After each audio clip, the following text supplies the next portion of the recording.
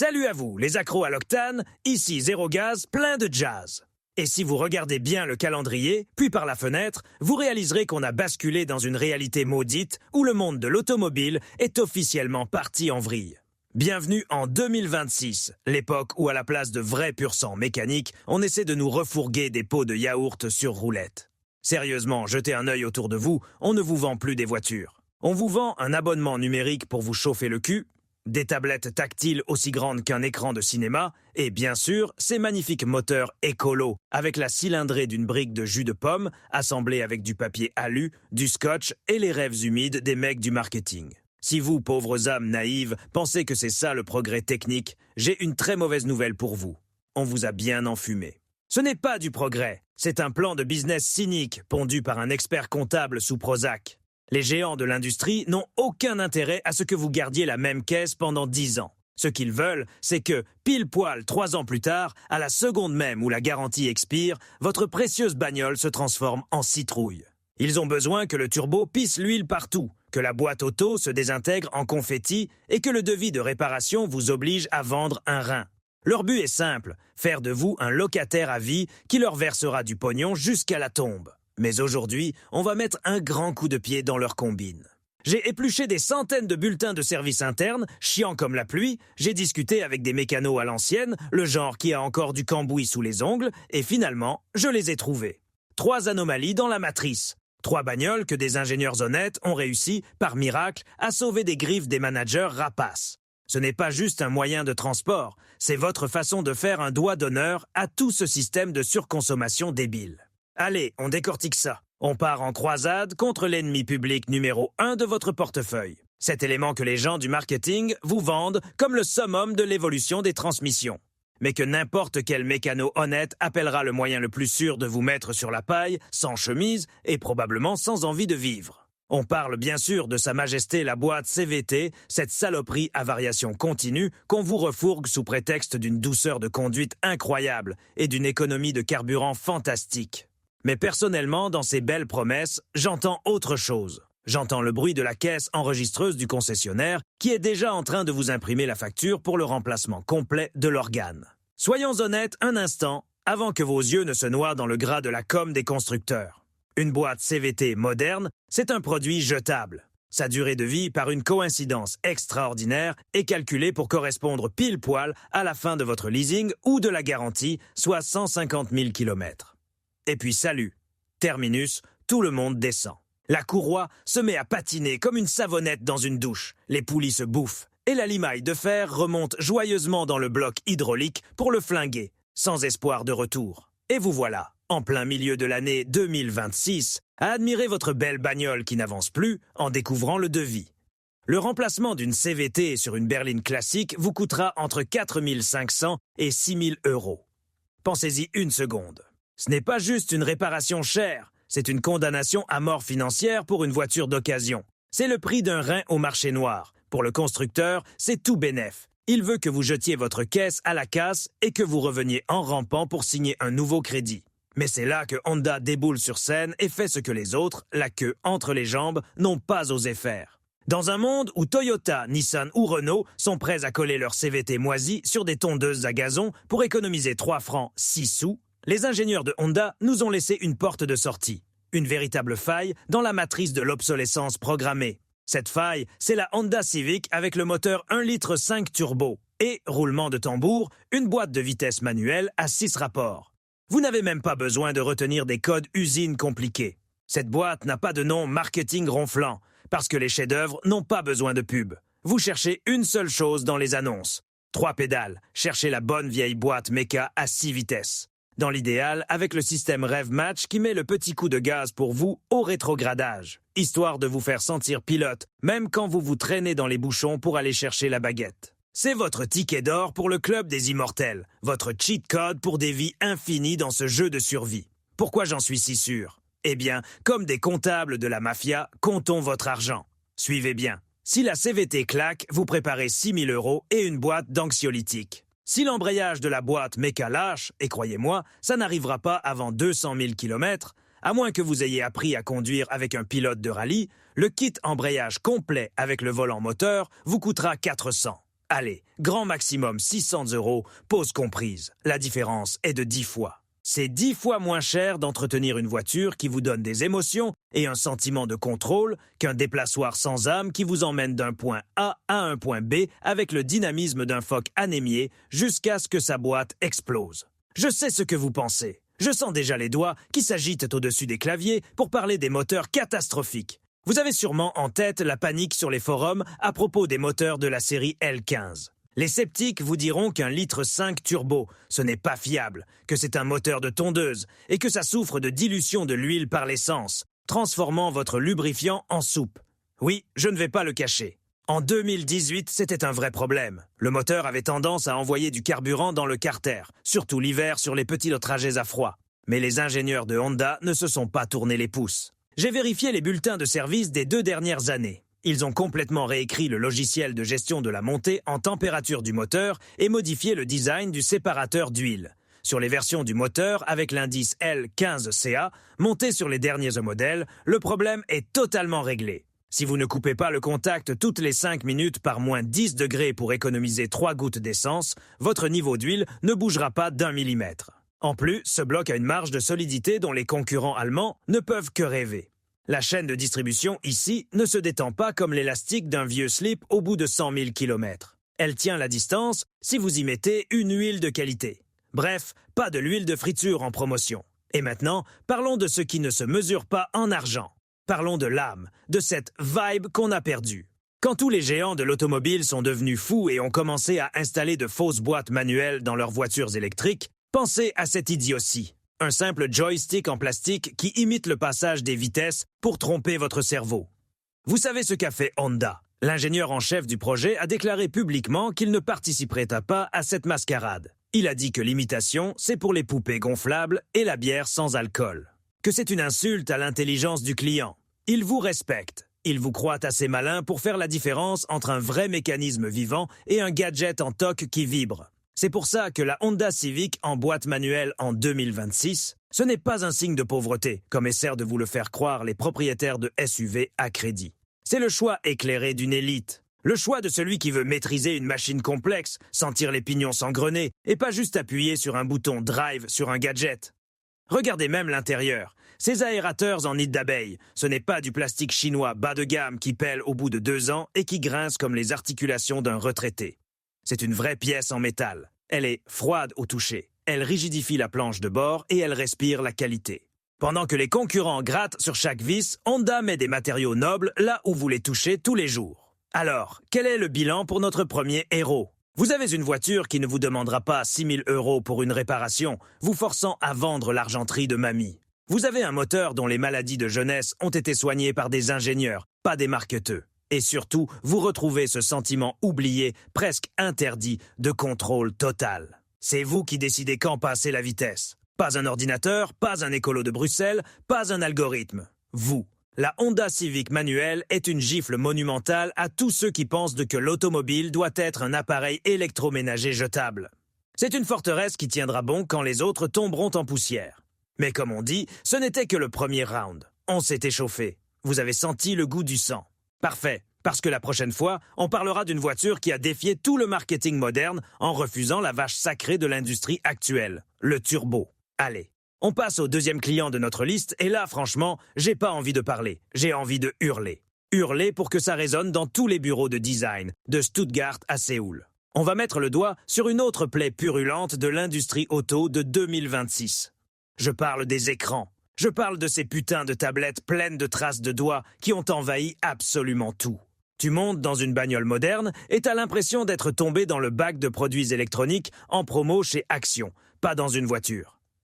Des boutons tactiles sur le volant qui s'activent dès que tu respires un peu trop fort.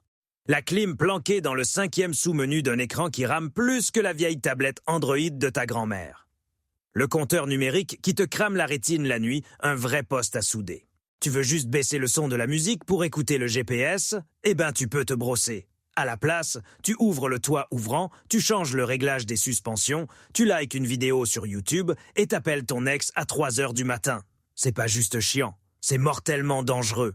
Les constructeurs n'économisent pas sur les boutons physiques parce que c'est futuriste. Ils économisent parce que ces écrans coûtent que dalle, alors qu'un bon bouton, agréable au toucher, avec un clic franc et satisfaisant, ça coûte du vrai pognon.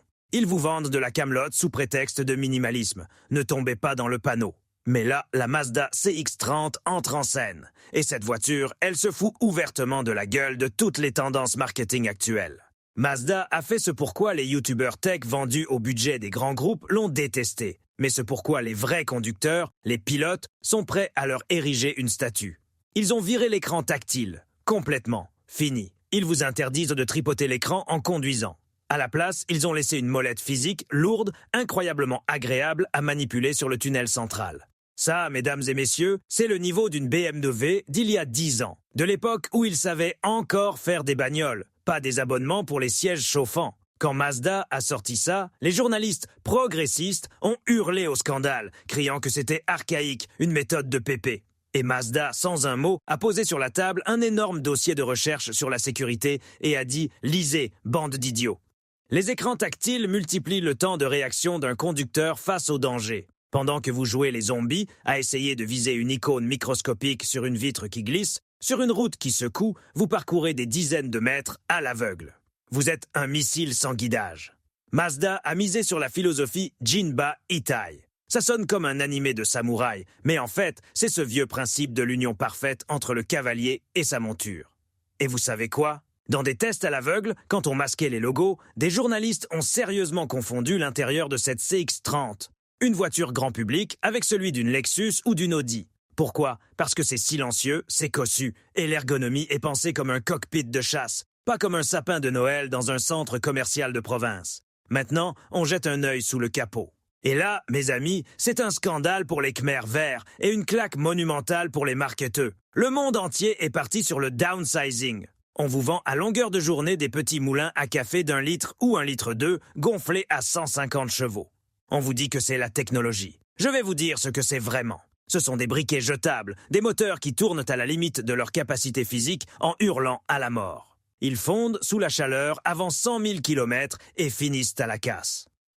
Et Mazda ? Mazda a regardé tout ça, a allumé une clope et a envoyé tout le monde se faire voir. Ils ont gardé un honnête, un énorme pour aujourd'hui, 2 litres atmosphériques de la série Sky Active G. Notez ce code moteur comme une prière. PEVPS. Les ingénieurs ont poussé le taux de compression à 13 pour 1. Réfléchissez-y, c'est le niveau d'une monoplace de Formule 1. Mais par je ne sais quel miracle, ils l'ont fait tourner à l'essence sans plomb 95 ordinaire, sans qu'il tousse. Comment ? Sans turbo et sans que le moteur explose à cause du cliquetis ? Ils ont installé un collecteur d'échappement que les mécanos appellent avec respect l'araignée 421. C'est une pièce complexe, belle et putain de chère. Les autres constructeurs l'ont jetée à la poubelle depuis longtemps pour gagner de la place et du pognon, en la remplaçant par un vulgaire bout de tuyau. Ce collecteur évacue les gaz de manière si intelligente que le moteur ne surchauffe jamais, même si vous tapez dedans toute la journée. Il n'y a pas de turbo. Donc, pas de choc thermique sur l'huile. L'huile ne brûle pas, elle ne devient pas du goudron, les conduits ne se bouchent pas avec la calamine. La chaîne de distribution a une durée de vie qui dépasse les 250 000 km. C'est un moteur qui refuse tout simplement de mourir. C'est le personnage du film d'horreur qui survit à la fin, contre toute attente. Et le meilleur pour la fin. La cerise sur ce gâteau de métal et de haine des tendances. La boîte de vitesse. Je vais vous dire un secret que les concessionnaires des autres marques oublient de mentionner. Ici, pas de variateur. Et pas de boîte robotisée à double embrayage, capricieuse et saccadée, qui se comporte dans les bouchons comme un épileptique en pleine rave party. Ici, on a une boîte automatique classique à 6 rapports, à convertisseur de couple, une boîte indestructible. Le code, c'est FW6AEL. Mais elle n'est pas ordinaire. Les ingénieurs de Mazda, ces génies fous, l'ont réglé pour que le pontage du convertisseur soit actif 80% du temps. Ça veut dire quoi pour nous, simples mortels ? Ça veut dire que quand vous appuyez sur l'accélérateur, la voiture part. Tout de suite, sans latence. C'est direct, précis, comme sur une boîte manuelle. Fini l'effet élastique des boîtes auto classiques, où le moteur gueule, mais la voiture avance pas. Vous sentez une connexion directe avec les roues, comme si votre système nerveux était branché à l'asphalte. Et le résultat de tout ça, selon les rapports de fiabilité indépendants, les plus sérieux du marché, Mazda a 47% de panne de transmission en moins que Nissan et ses variateurs en papier alu, ou que Ford et ses boîtes robotisées en carton. 47%, c'est presque 2 fois plus fiable. C'est la différence entre rentrer chez soi et attendre la dépanneuse sur la bande d'arrêt d'urgence par moins 5 degrés. Pendant que votre voisin, avec sa tablette chinoise sur roue ou son SUV premium européen, met de côté sa paie pour changer l'embrayage de sa boîte robotisée, vous, au volant de votre Mazda, vous faites une seule chose. Vous faites la vidange. C'est tout. Cette bagnole fait flipper les garagistes parce qu'il n'y a rien à réparer dessus. Ils crèvent la faim à cause d'elle. Elle a le look du premium, elle se conduit comme une sportive, mais à l'intérieur, elle est simple et fiable comme un bon vieux marteau Facom, où la seule chose qui peut casser, c'est la main qui le tient. Voilà pourquoi le système déteste l'existence de cette voiture. Elle vit trop longtemps. Elle ne vous pompe pas votre fric. C'est une anomalie, une survivante dans le monde de l'obsolescence programmée. Mais si vous croyez qu'on a fini d'humilier l'industrie auto-moderne, attachez vos ceintures. Le troisième héros de notre liste va faire pleurer même les comptables les plus cyniques. On passe à la voiture pour ceux qui comptent chaque centime avec la précision d'un inspecteur des impôts. On a déjà taillé un costard au variateur et à la tablette tactile, mais il reste un ennemi, un seul. L'ennemi public numéro 1 qui se cache sous le capot de 90% des bagnoles modernes en 2026. Son nom, c'est l'injection directe, le GDI, le TSI ou comme on l'appelle dans le milieu, le « donne-moi ton pognon, frérot ». Pendant des années, les génies du marketing vous ont martelé que l'injection directe, c'était la puissance, l'écologie, l'avenir. Le truc dont vous ne pourriez plus vous passer. Vous savez ce que les motoristes se disent une fois que les mecs en costume sont sortis du bureau? Ils explosent de rire et lâchent un « Préparez les biftonnes pour le nettoyage du collecteur d'admission, les pigeons ». Alors, c'est quoi l'arnaque? Dans ces moteurs modernes, l'essence est pulvérisée directement dans le cylindre. Ça sonne high-tech, hein? Presque comme en compétition. Sauf qu'il y a un hic. Les soupapes d'admission, elles, restent au sec. Rien ne vient les rincer. Résultat, après à peine 60 000 ou 80 000 kilomètres, vos soupapes se couvrent d'une croûte de calamine dégueulasse. Une couche si épaisse et grasse que le moteur se met littéralement à suffoquer. Il tousse comme un pépé qui a fumé des gitanes sans filtre toute sa vie. Il perd sa pêche, se met à brouter comme un vieux tracteur et se met à boire comme un trou. Et pour cette maladie, il n'y a qu'un seul remède, et il ne va pas vous plaire. C'est le démontage du collecteur pour une procédure de nettoyage à la coquille de noix ou avec des produits chimiques bien corrosifs. On dirait un soin spa pour milliardaires, non? Un gommage de luxe pour votre allemande. Sauf que ce petit plaisir vous coûte la modique somme de 600 ou 700 € que vous jetez par la fenêtre tous les 2 ans. C'est un abonnement forcé au droit de rouler moderne. Mais au milieu de cette folie, de cette orgie technologique qui joue contre vous, il y a un survivant. Une voiture qui regarde ce problème d'injection directe comme un lointain cauchemar. C'est la Hyundai i30 avec son moteur 1,6 litre de la série MPI. Retenez bien ces 3 lettres, Monsieur PI. Comme le code de votre carte bleue. C'est votre assurance anti-galère. Votre bouclier contre les crédits à la consommation. Ici, on utilise la bonne vieille injection indirecte, une technologie éprouvée depuis les chars de l'Empire romain. Les injecteurs sont placés avant les soupapes, dans le collecteur d'admission. Qu'est-ce que ça veut dire pour vous, simple mortel? Ça veut dire qu'à chaque seconde, le jet d'essence agit comme un Karcher permanent. Il rince les soupapes, dégageant la moindre crasse, la calamine et les larmes des marqueteux. Le moteur s'auto-nettoie. Le problème de l'encrassement n'existe tout simplement pas dans sa conception. Regardez ce moteur de plus près. C'est une œuvre d'art minimaliste. Il n'y a pas de pompe à essence haute pression qui, sur une allemande, coûte le prix d'un rein et qui rend l'âme à la première goutte de mauvais carburant chopée sur une aire d'autoroute miteuse. Il n'y a pas de turbo qui siffle sa diva capricieuse et qui exige un temps de refroidissement même après un aller-retour à la boulangerie. C'est la conception la plus chiante au monde. Et c'est précisément pour ça qu'elle est géniale. La pièce qui n'existe pas est la seule qui ne tombe jamais en panne. C'est un axiome que les ingénieurs modernes qui ont troqué leur savoir contre des slides PowerPoint ont oublié. Mais les malins de chez Coréens, eux, s'en souviennent très bien. Mais attendez, j'entends déjà votre scepticisme d'ici. Vous vous demandez, et le génie? Et les fameux catalyseurs coréens? Ces histoires d'horreur sur Internet où la céramique part en poussière, retourne dans les cylindres et raye tout sur son passage, envoyant le moteur à la casse? Oui, je vais être honnête, je ne suis pas un vendeur de tapis. C'était une véritable épidémie, un génocide de moteurs. Mais ça concernait surtout les anciens moteurs GDI, surchargés et qui tournaient à des températures infernales. Et voilà une info d'insider, du genre que les concessionnaires ne partagent qu'avec leur maîtresse. Sur les moteurs MPI, surtout les versions de 2024 et plus, le régime de température est complètement différent. La combustion est plus froide, la température des gaz d'échappement est plus basse et le catalyseur ne subit pas les mêmes contraintes que sur les petites cylindrées turbo-compressées. Mieux encore, depuis 2023, les Coréens ont discrètement, sans communiqué de presse, changé le matériau du catalyseur pour une céramique métallique bien plus robuste. Le risque de rayure est descendu au niveau de l'erreur statistique. Vous avez plus de chances de voir un politique tenir une promesse que de rayer les cylindres de ce moteur. Et si vous voulez une preuve, j'ai une histoire qui va convaincre même le plus grand des haters de l'automobile coréenne. Vous connaissez Tim Germain? C'est un coursier médical au Canada. Son boulot, c'est de transporter du sang, des organes pour des transplantations. Vous voyez le niveau de responsabilité? Le mec n'a pas le droit à la panne, il ne peut pas attendre la dépanneuse sur le bas-côté parce qu'il a la vie de quelqu'un dans son coffre. Tim a choisi une Hyundai Elantra, qui était la même voiture que la i30 mais en berline. Vous savez combien il a fait de kilomètres avec le moteur d'origine?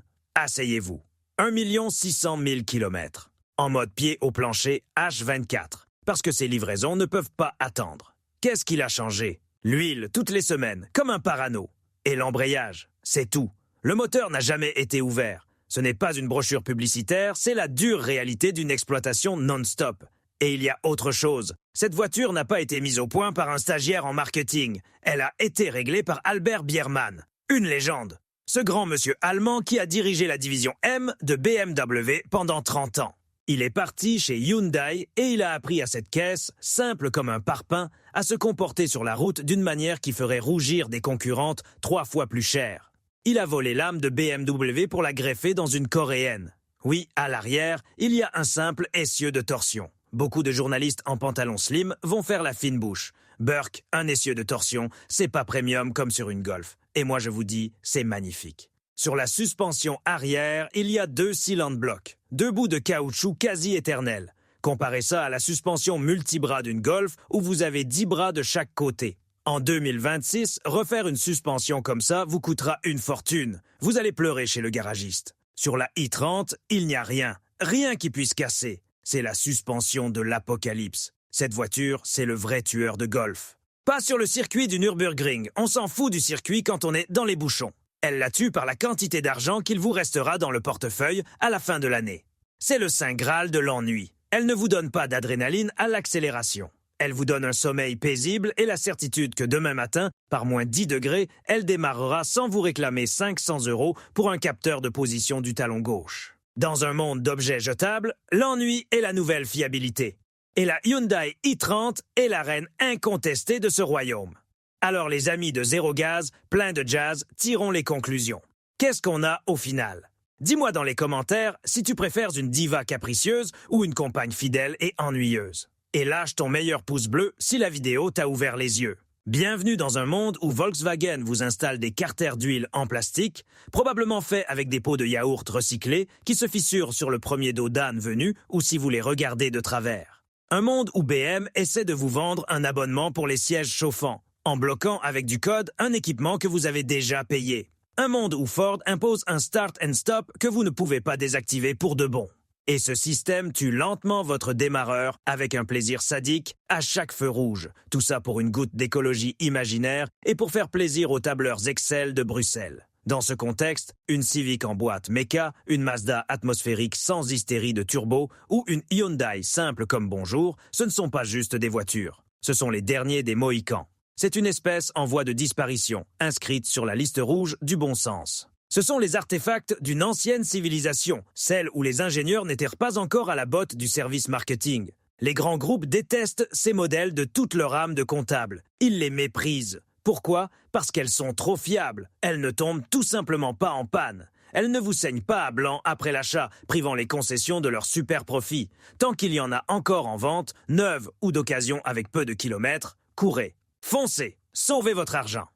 N'écoutez pas le commercial au sourire ultra bride qui va tenter de vous refourguer son hybride avec 3 turbos, une batterie de cigarette électronique et un écran de la taille d'un cinéma. Il vous ment. La technologie de 2026, c'est souvent juste une jolie manière de se glisser dans votre portefeuille pour y rester pour toujours. Achetez de l'ingénierie, achetez du métal, achetez de la liberté avant qu'elle ne soit interdite par la loi. Abonne-toi à Zéro Gaz plein de jazz. Ici, on dit cette vérité qui dérange, celle qui donne aux marketeux des sueurs froides et une bonne crise d'urticaire. Et toi, tu roules en quoi? Dans une feuille d'aluminium jetable avec des lumières d'ambiance de boîte de nuit ou dans une vraie bagnole avec un vrai moteur? Balance ton modèle et son kilométrage dans les commentaires, qu'on fasse l'appel des survivants. Et surtout, active cette cloche pour ne pas rater la prochaine vidéo. On prendra une disqueuse et on va désosser la suspension d'un SUV chinois soi-disant premium à 50 000 €. Juste pour vous montrer pourquoi il rouille plus vite qu'il n'accélère et pourquoi ces triangles de suspension sont faits en riz compressé. À la prochaine et prenez soin de vos moulins. La suite au prochain épisode.